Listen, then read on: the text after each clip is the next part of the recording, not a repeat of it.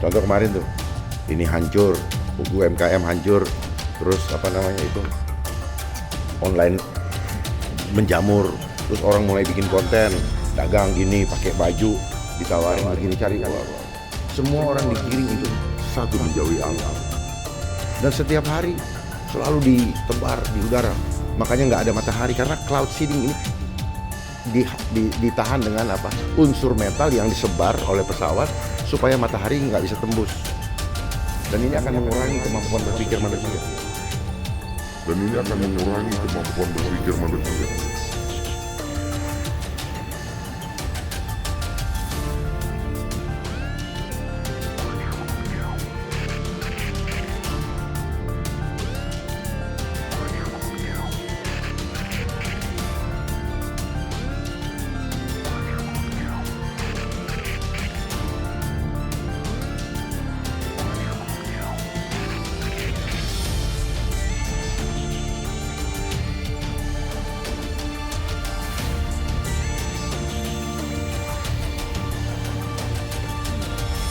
Enggak, ini tahun 19 itu apa? Ah ini. 92. Nih Mas, lihat nih Presiden Soeharto.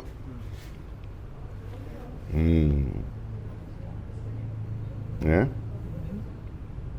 Nih. Itu Presiden Soeharto. Jadi sudah lama direncanakannya. Tinggal eksekusinya ya gantian mana yang memungkinkan. Ya, termasuk ini nih hujan-hujannya nih.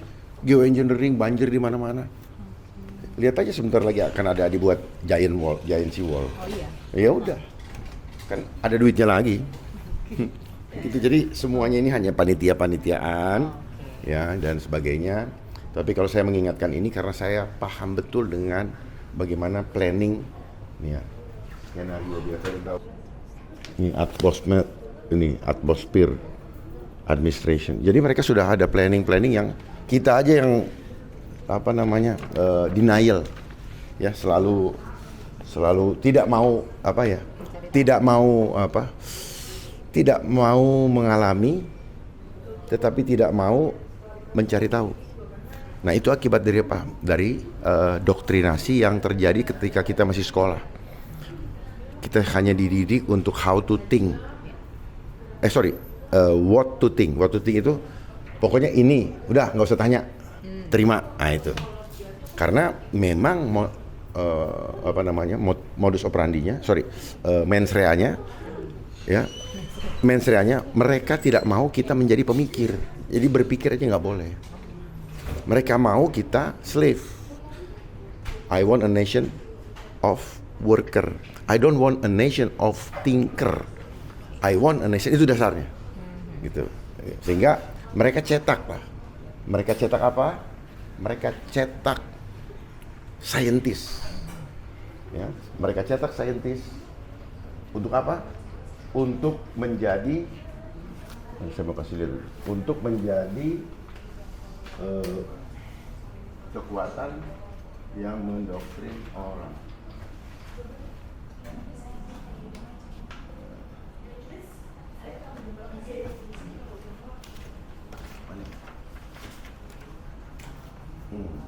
Oke. Ini ya. Nah ini. Nih. Jadi kita dicetak begini. Sistem itu cara apa? Ini saya yang bikin ini. Oh ini Bapak. Oke. Apa? Standarisasi. Ya, standarisasi pola pikir. Makanya bilang hakok.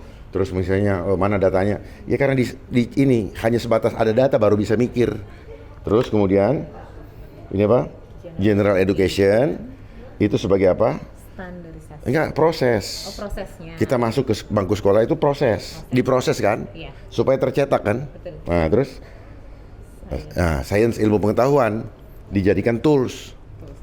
Alat ya. Terus kemudian apa nih?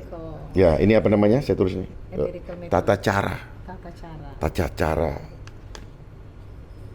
cara menstandarkan pola pikir nih. Harus ada datanya. Ini. Gitu. Terus kemudian saintis. Apa namanya ini? Produknya. Dari standarisasi. Nah, itu yang menuju ke sini mereka bikin ini. Ya, terus negara dipanggil. Gini-gini kamu ikutin ini, makanya di sini semua tulisannya apa? Shoot.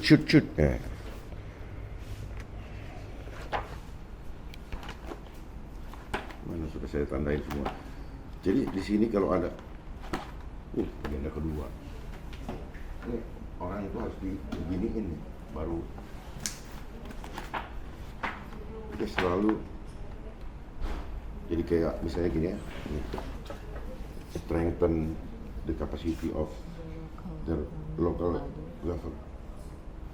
Ini kalau dibaca nanti mabok. Ini harus ini. Nih all country ya, all country lihat ya. Nih. All country should support. Jadi dipaksa kita. Kenapa? Karena kita anggota UN.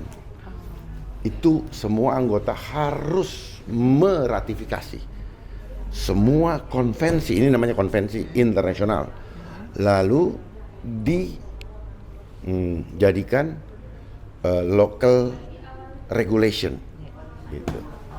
Makanya sejak reformasi semua aturan-aturan barat itu diratifikasi menjadi aturan di dalam negeri kita. Ya, omnibus law ya kan? Iya. Terus money laundering. Pokoknya gini, lihat. Kalau dia sudah mulai pakai bau-bau bahasa asing. Sudahlah. Sudahlah dari sana. Pasti dari sana dan pasti ada duitnya. Pasti ada duitnya. Titipan ya. Ya, Bisa dibilang. bukan titipan. Suruhan. Nih duitnya, kerjain. Jadi kalau dia lama, kagak ada duitnya. Paham ya? Paham. Atau kalau dia lama, tarik-menarik. Belum cocok harga. Gitu doang. Ya. Ya, memang begitu. Memang begitu karena ya itulah makanya ada yang lama, ada yang cepat, ada yang tiba-tiba lagi tidur terus pagi-pagi bangun udah dengar kan gitu. Nah, disitulah kenapa hidup ini apa? No freelance, tidak ada yang gratis. Ya, seperti ada gitu. Itu ada apa yang saya sampaikan selalu nanti di belakangnya ada apa, ya. Contoh kemarin tuh, ini hancur, UMKM hancur, terus apa namanya itu online menjamur, terus orang mulai bikin konten, dagang gini, pakai baju, ditawarin begini, cari, wah, semua orang digiring untuk satu menjauhi alam, satu tidak percaya diri atau tidak berdamai dengan diri sendiri. Dirinya selalu anxiety, ya. Terus kedua, dijauhkan dari alam. Ya kayak sekarang nih, alam dirusak nih. Ya. Terus kemudian takut kena matahari. Kan dari dulu kan gitu. Iya benar. Takut hitam. Taruh apa namanya?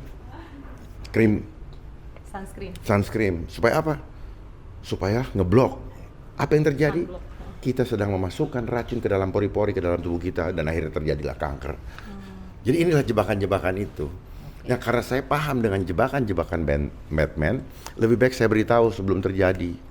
Kalau misalnya pada saat zaman COVID, saya kasih warning lebih dulu. Saya sebenarnya udah kasih warning sebenarnya, cuman ya sudah karena tidak mau berpikir, tidak mau mencari. Nah akhirnya semua karena apa? Tertutup hati nuraninya, mata batinnya dengan apa? Dengan keinginan daging. Keinginan daging itu apa? Hawa nafsunya. Pengen tetap kerja biar dapat duit, biar eksis, ya. Terus pengen apa? Pengen terbang, pengen liburan ke Bali misalnya, atau pengen keluar negeri. Akhirnya dia korbankan, ya. Dia korbankan dia punya apa ya? Kesehatan. Memang dibilang buat kesehatan, tetapi berbalik sebenarnya. Jadi perhatikan ya, dia selalu contrary effect antara yang diomongin, makanya apa? Hasilnya apa? Kutipu kau kan gitu. Ya, makanya fenomena sen kanan belok kiri seperti itulah yang terjadi. Gak sinkron gitu ya? Bukan gak sinkron, memang dibikin begitu supaya apa? Supaya kecele, gitu. Jadi itu yang bisa saya sampaikan. Terakhir Bang, mungkin Abang bisa memberikan imbauan nih kepada masyarakat yang masih ragu ataupun masih menunggu ada konfirmasi resmi dan lain sebagainya. Apa yang ingin Abang sampaikan untuk masyarakat di sana terkait dengan kondisi darurat tadi, Bang? Begini sekali lagi ya. Waktu itu saya menyampaikan himbauan itu dadakan tiba-tiba teringat. Sebenarnya sudah lama. Waspadalah. Ya. supaya jangan peristiwa seperti terjadi di mana Sumatera, semua dadakan, nggak siap, listrik nggak ada dan sebagainya. Ya, instansi yang harusnya mempersiapkan kewaspadaan, ya, entah lupa, entah tidak tahu, atau entah yang lain. Karena kalau tidak, siap-siap menyingkir dulu dari tempat itu. Ya, ini namanya meminimal efek daripada resiko, betul. Terus kemudian saya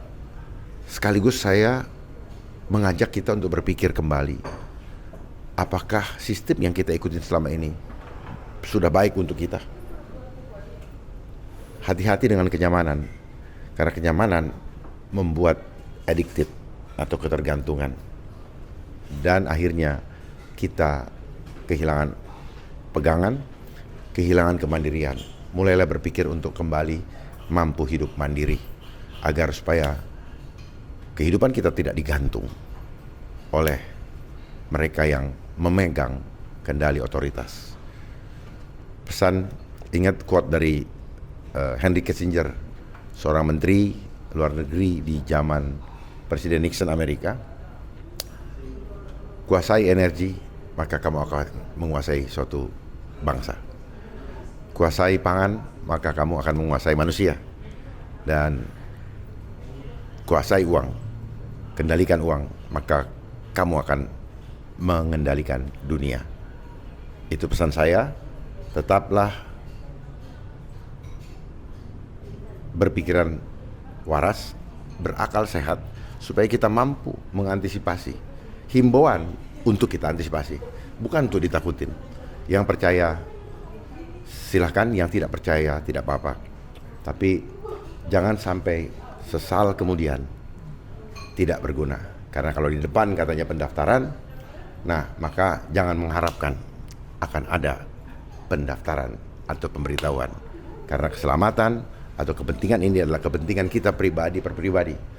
Catat omongan saya, kecelakaan atau apapun yang terjadi pada kita tetap kembali kepada kita resikonya, bukan kepada mereka-mereka yang banyak berseliweran di televisi dengan segala macam program-programnya yang nggak tahu hasilnya kemana.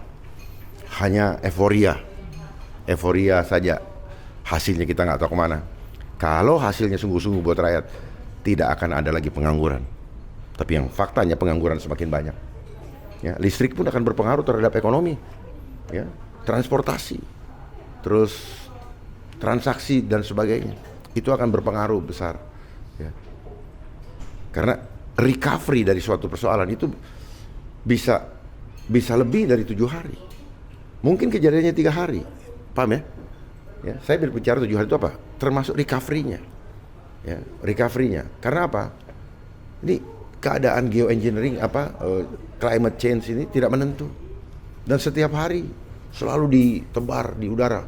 Makanya nggak ada matahari karena cloud seeding ini ditahan dengan unsur metal yang disebar oleh pesawat supaya matahari nggak bisa tembus. Dan ini akan mengurangi kemampuan berpikir manusia. Gitu. Karena apa? Kekurangan vitamin D, banyak di ruangan, tidak pernah injak tanah, grounding, ya, yang membuat ini permainan frekuensi. Hati-hati. Ini permainan frekuensi seperti waktu di Amerika, banyak tentaranya mati, tapi tidak kena peluru, cukup disebar frekuensi. Ya, jadi apapun itu, mereka selalu bermain dengan shadow, dengan hal-hal yang sulit dilihat oleh mata. Ya, sama seperti maling. Tidak ada maling yang ingin ketahuan, dan belum pernah ada maling yang mengaku secara sukarela. Saya cuma menyampaikan itu. Tetap berjaga-jaga, tidak ada ruginya. Semakin lama kita semakin siap dan semakin mengerti, dan akhirnya kekhawatiran tidak perlu ada. Hidup kita sudah diatur oleh Tuhan, bukan oleh mereka. Jadi jangan gantungkan harapan dari mereka-mereka yang tidak bisa diharapkan. Ya. Jadi itu saja dari saya. Terima kasih untuk kesempatan ini. Terima kasih Pak atas waktunya. Stay updated. Info terkini masih banyak.